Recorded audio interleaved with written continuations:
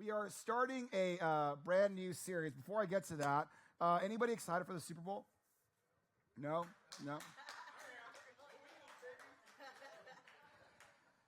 I'm going to have a little Super Bowl party at my house.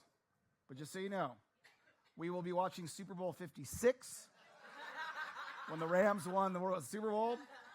So commercials and all, by the way. So if you want to come to my house and watch Super Bowl 56, that's fine. I actually begrudgingly will be rooting for the Eagles, so I don't have to see Taylor Swift cheering at all anymore. That's driving me crazy. In fact, that's a little side note. I went to speak at the girls' school one time, just as a father, or what your dad does for a job or whatever. And I had them. They were really excited about what I did and what a pastor does. The teacher did get a little nervous though, because what do you do? I'm a pastor. What's a pastor do? Well, I talk about Jesus. Okay, well, time's up. But I actually said I had them. I mean, they were like, yay! And then one girl goes, do you like Taylor Swift? I'm like, I cannot stand it. And then all the class booed me at the same time. So I was like, golly, I should have just lied on that one. So anyway, yes, January is finally over. It seemed like we have 20,000 days in January, but we're starting a brand new series today, and it's talking about stress. Now, there have been times, and I'm sure you've had this in your life too, where you know you're going to come home to stress. You already feel it in your bones. And then if you give let's say you're married, and you give your spouse call and says, when you get home, we need to talk. You're like, oh, just tell me now so then I can prepare for the stress. Now, sometimes this actually happens, okay? And it's and this has happened with Melanie and I. She's, said, when you come home, you need to talk to Piper. It's like, what does she do? Well, she hasn't taken her shower yet, and it's getting late. Okay. Or you need to talk to Phoebe. Why? Because she hasn't put her rubber bands on her braces. And I'm like, okay, that's fine. And it's usually when they're mad, is then they disassociate from being their parent. You need to talk to your daughter. It's like, I thought it was our kids. But here's the thing. I come home sometimes, and if I'm being honest, I'm kind of like, she'll take a shower again. It's not that big of a deal. Or it's rubber bands. She'll be fine. Is that the best attitude to have with someone who's stressed? No. And here's where that comes to be like where the rubber meets the road. The person coming home feels attacked, and the one who's home feels like they're drowning. You ever been there? It's like, it might not be a big deal to you right now, but I've got so many other things on my plate, I feel like you're not helping me. I feel like you're not being a good partner to me right now because I'm trying to do all these other things. So even if you don't think it's a big deal, just fake it. Like, pretend it's a big deal because it's hurting my feelings because I feel like I'm drowning. Have you ever been there? How that's happened to you? Now, to be clear, guys, this is not just for husbands and wives. So for some of you who are single going, woo, I don't have to deal with that. I'm going to check out for this series. It's not that. This could be your relationship with anybody, your friends, your siblings, a lot of different people. This is how our relationships are. When the truth is, guys, we're very complicated. We're very complicated. Maybe you have a friend or a family member or a spouse where when I talk to them, it's literally a fight waiting to happen.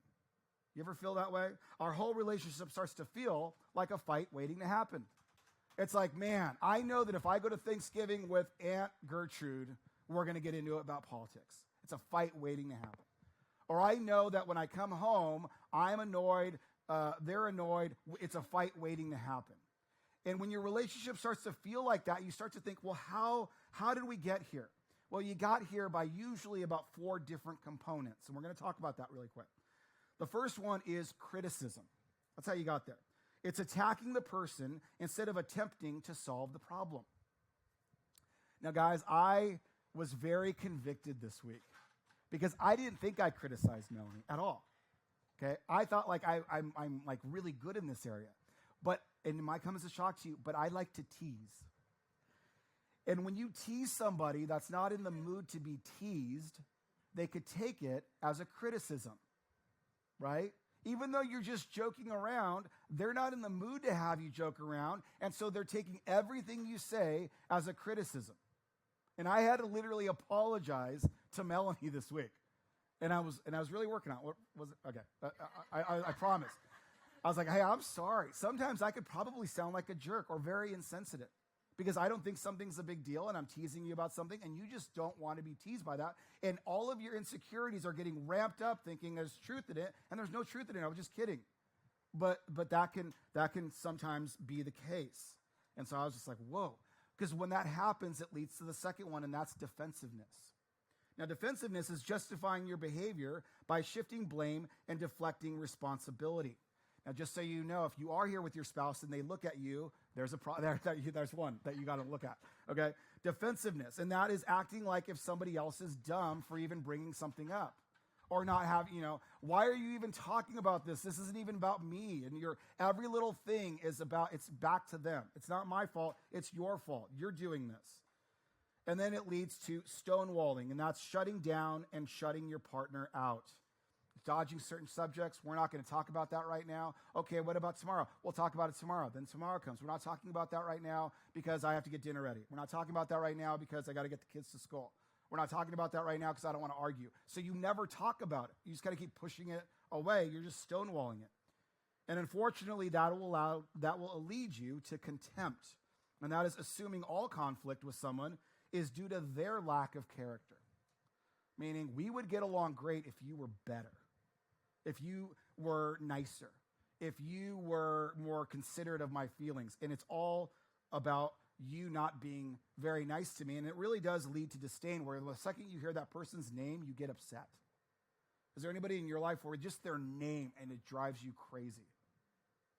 And so that's where you get to that point. If those things aren't figured out, you're going to get to that disdain part. Now, if you're saying, wow, I don't have any of those, you're in the worst category because now you're in denial.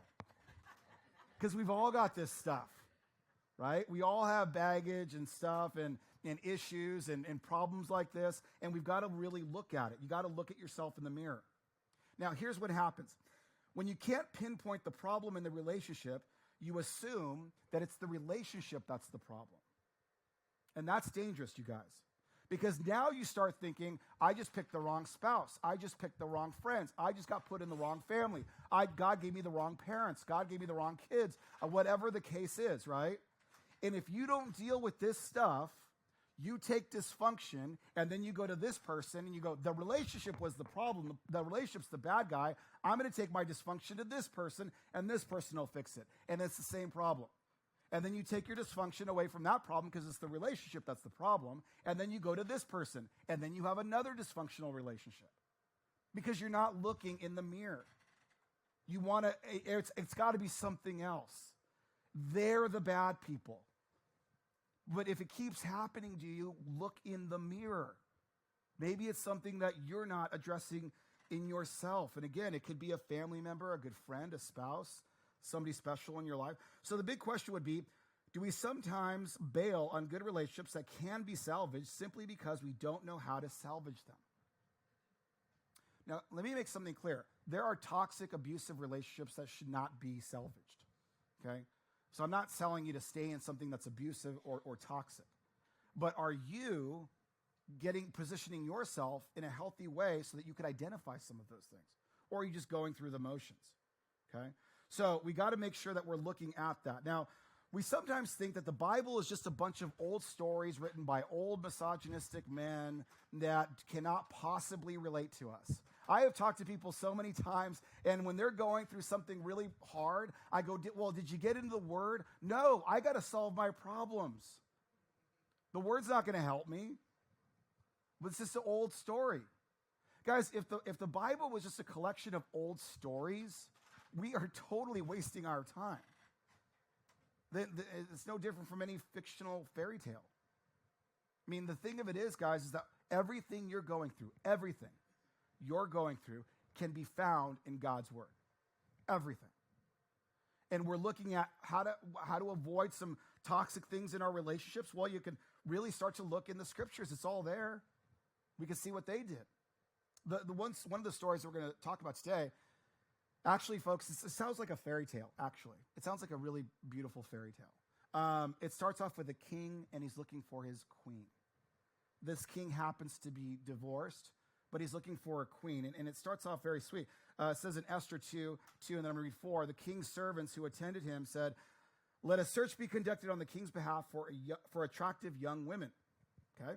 Let the young women whom the king finds most attractive become queen in the place of Vashti. This seemed like a good idea to the king, so he acted accordingly. Sounds like a great idea. You're going to bring a bunch of really beautiful women? Great. So it sounds like it's almost like an ancient bachelor. Okay? So like they're kind of like bringing all these women in. Odds are they're going to drink too much. Odds are they're going to get mad at each other and cry. And at the end, one of them's going to say, I am so angry at her, I'm literally shaking. Like, you're going to get this, right? This is kind of what's happening. This is the stage. But it's really amazing. When he sees Esther, he's like, she's beautiful, not only physically, because he's got concubines and stuff, but this is like, something's different about her. She is the one. I know it. I could tell. And everything is going to be like great from here until it actually isn't. Esther 2:16 says this, that Esther was taken to King Ahasuerus at his royal residence in the 10th month, that is the month of Tebeth, in the 7th year of his reign. And the king loved Esther more than all the other women, and she met with his loving approval more than all the other young women. So he placed the royal high turban on her head and appointed her queen in place of Vashti. Now again, this sounds like a beautiful fairy tale, but the thing of it is they're not looking to get to know each other. They're keeping it on a very surface level, which most of us do, right? This is a fairy tale. I don't want anything to ruin it or get in the way. So we're just I'll play the part of what he or she wants me to be. And you're not really being honest. You're just trying to play the part of what they want you to be. And then one day, her uncle, it says, you need to do something about our people. And I'll explain what that means. In Esther 4:11 says, all the servants of the king and the people of the king's provinces know that there is only one law applicable to any man or woman who comes uninvited to the king in the inner court. That person will be put to death unless the king extends to him the gold scepter, permitting him to be spared. Now I have not been invited to come to the king for some 30 days. Now you might be thinking, what does that mean? It went from fairy tale to now it's a mess where she hasn't even talked to her husband for 30 days. How did we get there? How do we get to like everything is great to now I can't even talk to him? I can't even approach him. Do you ever get that where you're in a relationship and everybody else thinks it's perfect, but you're like, I can't even go to them and talk about some of my most important things because I'm afraid. I'm afraid he's going to get mad or she's going to get mad or there's going to be a fight. So I want to avoid it altogether. I don't even want to talk about it. And he is saying, listen, you have a role to do. You have a job to do. And by the way, nobody knows that this is her uncle yet. His name's Mordecai. Nobody knows nobody knows that they're Jewish either. And then this happens.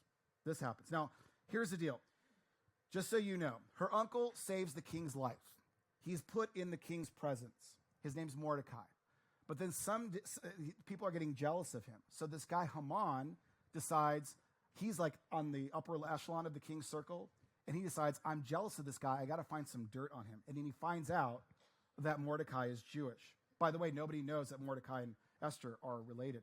Esther 3:8 says this, then Haman said to the king Ahasuerus, there is a particular people that is dispersed and spread among the inhabitants throughout all the provinces of your kingdom, whose laws differ from those of all other peoples. Furthermore, they do not observe the king's laws. It is not appropriate for the king to provide a haven for them. So now he's in his ear. He knows this guy's Jewish. I'm going to get the king to turn on the Jewish people, and then we'll eliminate Mordecai. This is great. Mordecai knows this, and he's telling Esther, you got to save us. He's going to do this.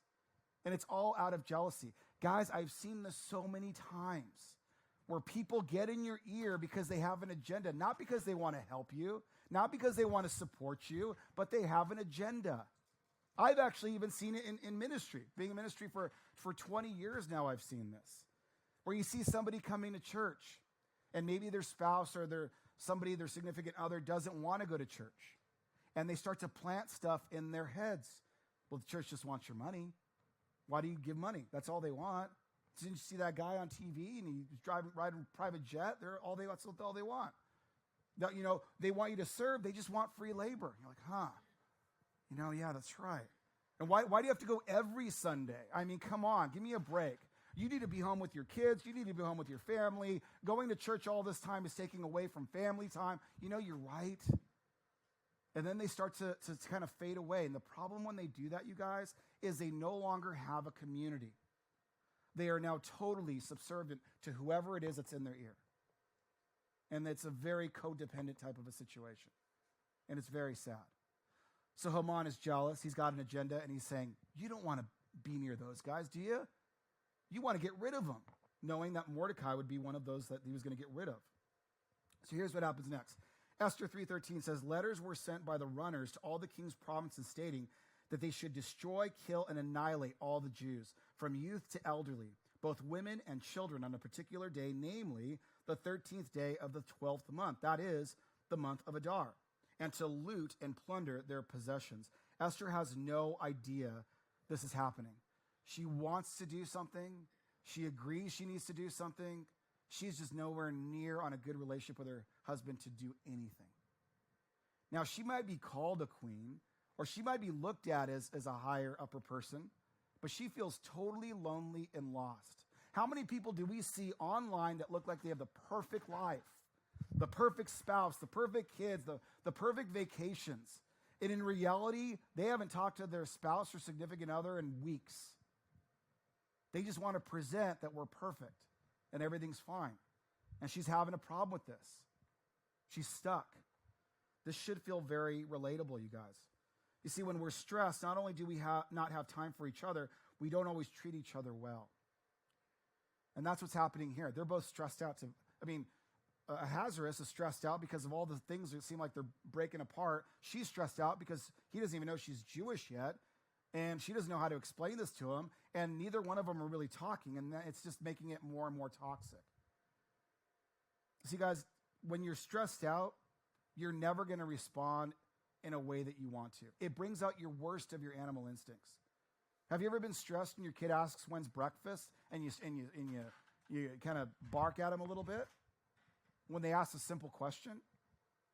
Or somebody that you're close to asks a simple question and you kind of assume the worst? It's because you're stressed. And if you're not managing your stress well, you're not going to be good to anybody. And that's what we're seeing here play out. Now, there are 3 different forms of how we handle stress. One author actually put it in terms of a metaphor of animals. The deer, the cobra, and the possum. Let's see if you identify with one of these, okay? The deer represents the animalistic flight response. The moment you feel uncomfortable, you're clocking the exits, your body feels restless, you want out of there, the conversation, the situation, maybe even the relationship. You'd rather do anything else than deal with this. I just don't want to deal with it. I just, fine, take the money, take this, take the car. I don't want to deal with anything. I can't. I don't have it in me. And if you identify with that, that's kind of a deer response. That's really where Esther is. And unfortunately, guys, deers like cobras. Okay? Now, here's the cobra. Cobra represents the animalistic fight response. You don't run from threats. You lash out at them. And intense anger sweeps over you. You become tense and tight-jawed. You attack the source of your discomfort. You argue, mock, belittle, intimidate, and threaten them. And we are seeing so many deers falling for cobras, right? And if the cobra's happy with you, you feel great. And if they're not, you feel like you're garbage. And then there's just the possum. By the way, possum is spelled wrong always, isn't it? And why is it a possum? It's weird. Anyways, that's just my annoying thing. Another confession, I can't spell restaurant. Okay, as I go.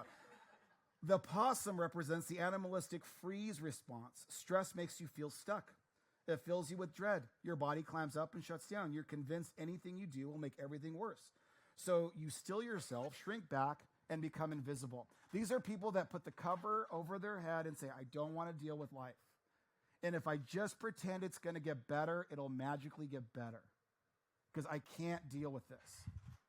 And I just want to back away and hope that one day things will magically get better. And they don't.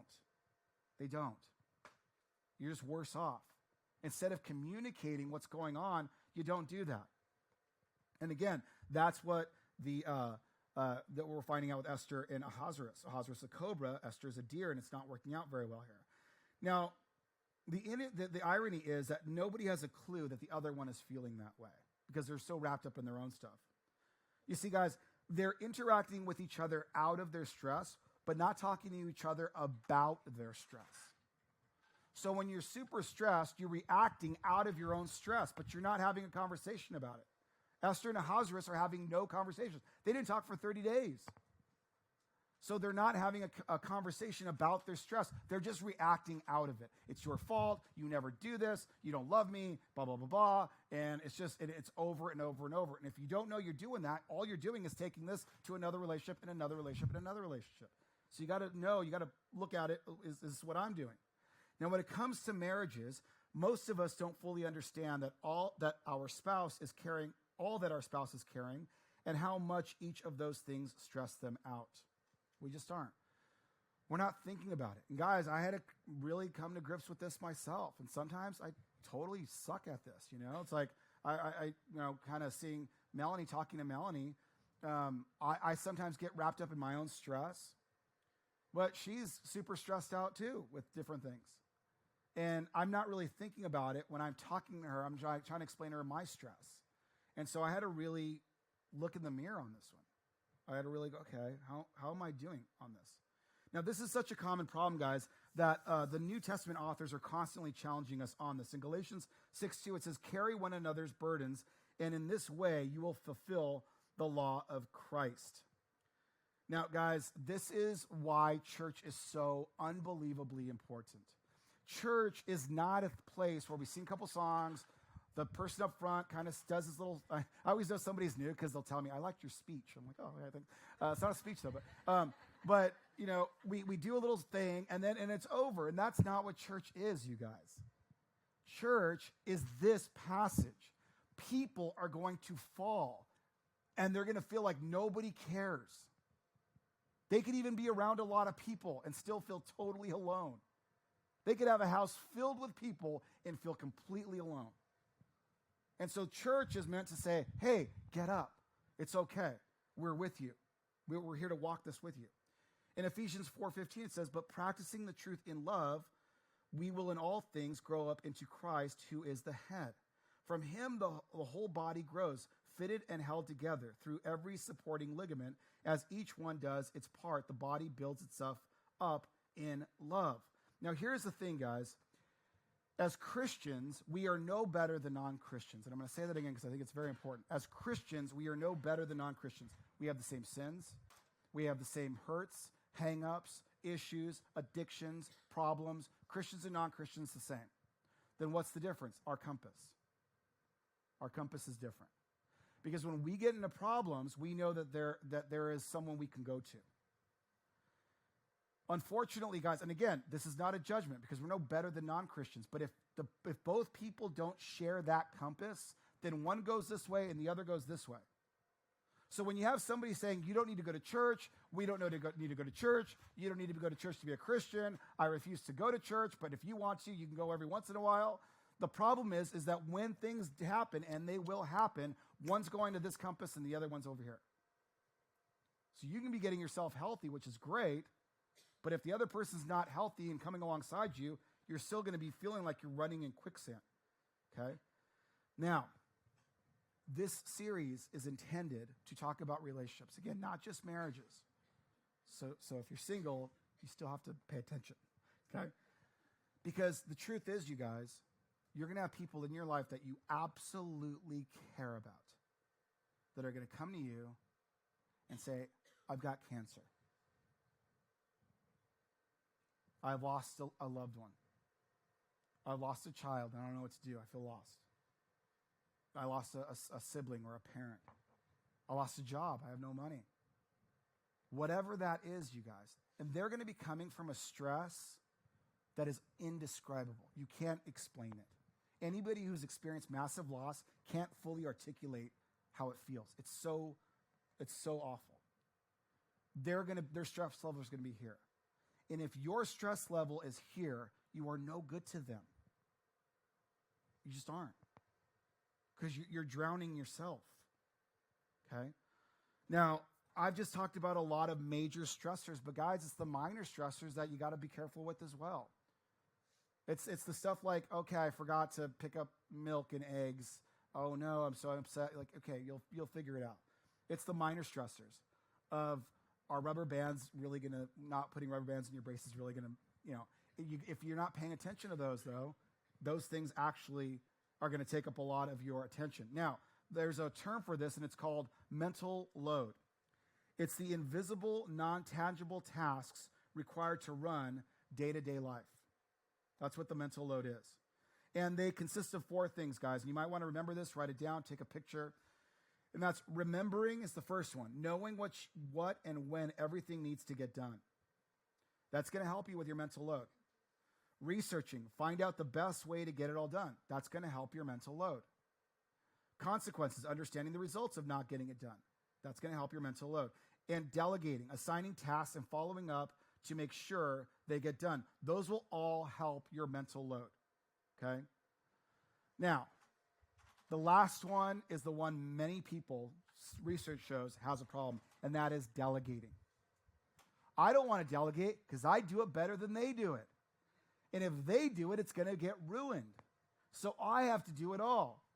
And then all of a sudden, you are so stressed out because you're doing everything that you're no good to anybody, right? I've seen this in ministry too. I was working at another church, and my buddy Rob was a pastor on staff there.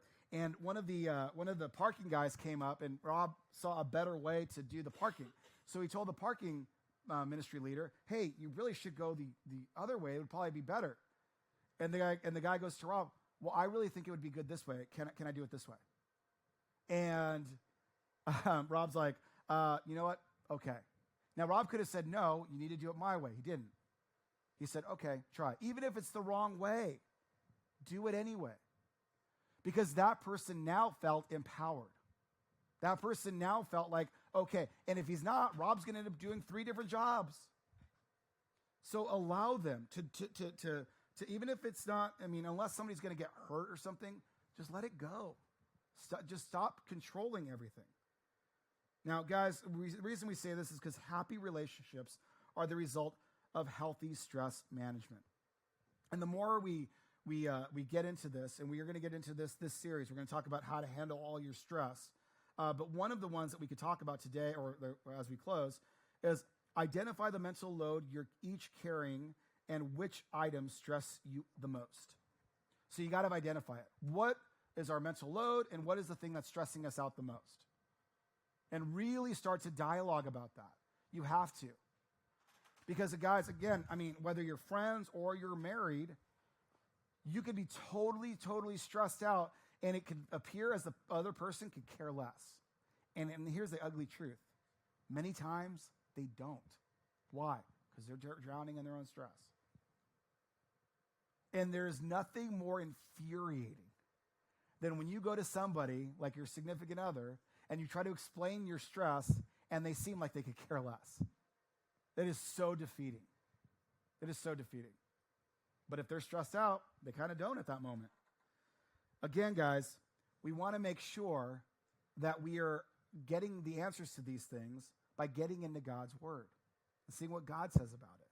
And again, I've heard so many people, no, I'm stressed out. I got to get a job right now. I can't have time to get into God's word. Or I need to get married. I don't have time to get into God's word. It's like, okay, well then bullying everybody, I'm sure that'll work for you. Try that and see how that goes. Now, guys, we want to make sure that you're getting this because, unfortunately, I have seen too many relationships break down because it was lopsided. Because one person was trying to have enough love for 2 people, and it didn't work. And it was lopsided. And they could tell everybody, oh, we're Christians. We love God. We go to church. I've seen The Chosen. I've done all of this. So we're good. No, you're not good. You're lying. Because you're doing everything and this person's not doing anything. Okay? Guys, remember this. Partnerships that feel lopsided often don't last. Period. And the sad part, guys, is a lot of people that are in relationships right now, those relationships have died a long time ago. Nobody's bothered to tell them. They're just kind of going through the motions. And so you got to make sure, guys, it's got to go both ways. You can't just have it all one way. Now, guys, the reason for this, and you're going to see this in relationships that are lopsided, is that they're going to end up being scoreboard.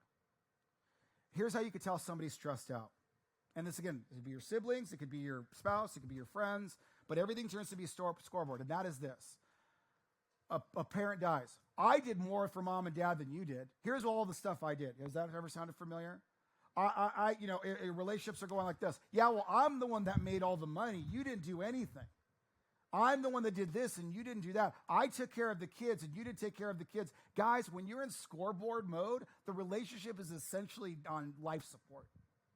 Okay? It's about to die. Because everything is I did versus what you did. And in a partnership, it's what we did. We did. It doesn't have to be equal, but it does have to be fair. Both people doing what they can to make that right. That's what this whole series is going to be about. King Solomon gives us this wise piece of poetry.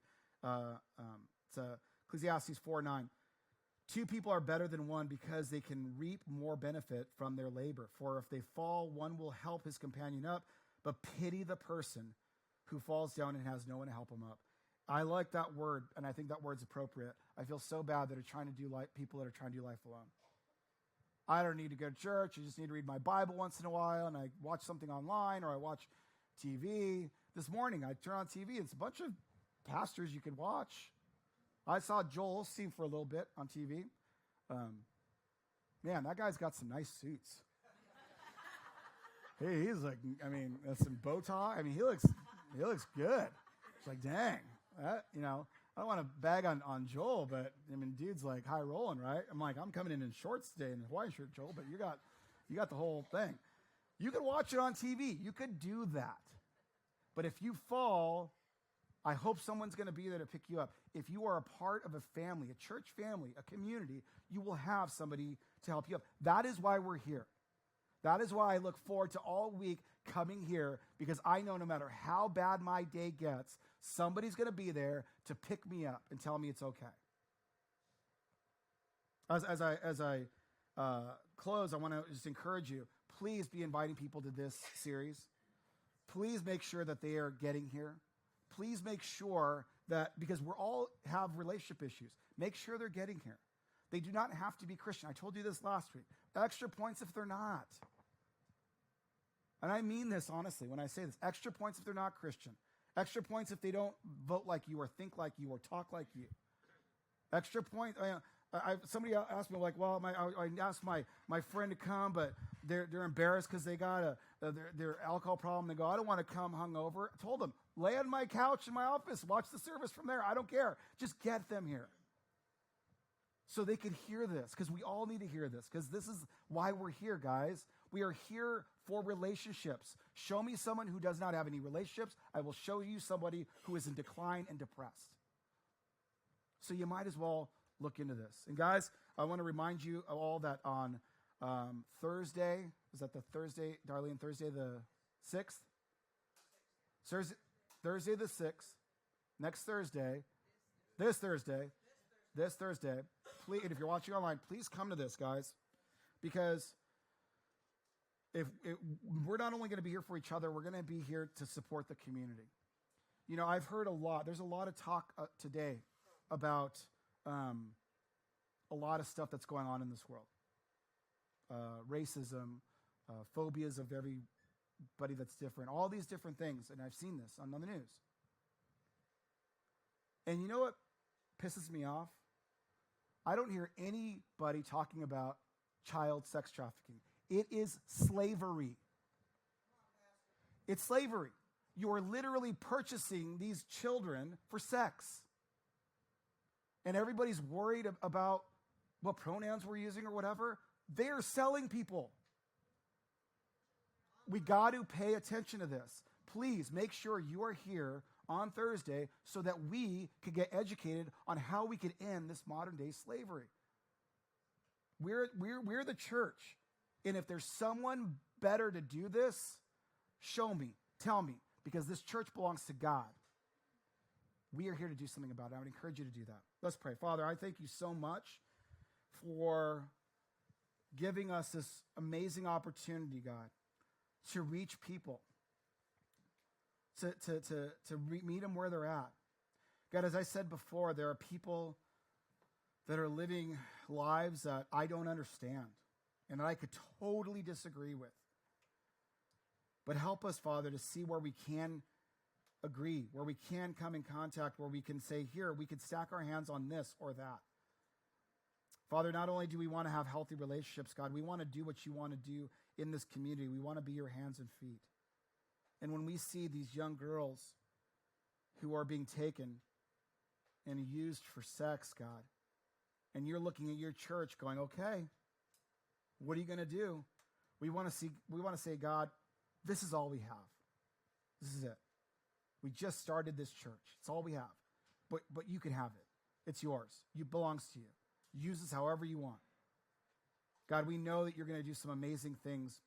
And we know, God, that it starts with us having healthy relationships with each other and with our community. So, God, help us when we see people that don't agree with us or look different or talk different or vote different, that we can see the common ground that you love them and you put them in our lives for a reason. And help us to reach them and meet them wherever they're at. It's in your name. Amen. South Hills Church, I just want to take a moment and say thank you for watching our service online. Whether you're watching it for the first time or you're watching it again because you enjoyed the service so much from the weekend, I'd like to take a moment and dive into our giving. Every week we give people the opportunity to give back and give to the local church so that God can continue to bless your lives and bless your finances. Here at South Hills, we believe that everything comes from God. We believe that He's the one that chose us and brought us into this world, gave us our gifts and talents and abilities. And I just want you to know that when we give, we are giving back what God has already given to us. If you've ever seen any of our envelopes at a South Hills campus, you'll see on there that it says, every week at South Hills, your generosity is giving people the opportunity to live a better story. And there's a scripture on there in Matthew chapter 6, verse 21 that says, where your treasure is, there your heart will be also. So I want to encourage you today to click down below and set up your giving, whether it's for the first time or whether you're doing reoccurring giving. We have 4 ways to give here at South Hills. 1, you can do it in person at any of our campuses through an envelope. Or 2, you can actually text any amount that you would like to 84321. And the 3rd way is to download our Church Center app. I encourage you to do this one because a Church Center app gives you opportunity to stay connected with our church and your campuses. It's a great tool and resource for you to know what's going on. And the 4th way to give is to give online. You can go to southhills.org/give and you can set up your giving there. Whether you're a guest of our church or whether you are a member of our church, or whether you simply just like to watch our services, I encourage you to trust God with your finances so that He can bless and anoint your finances and you can be trusting God in this journey of living life to the fullest. I love you and thank you for watching our online service today.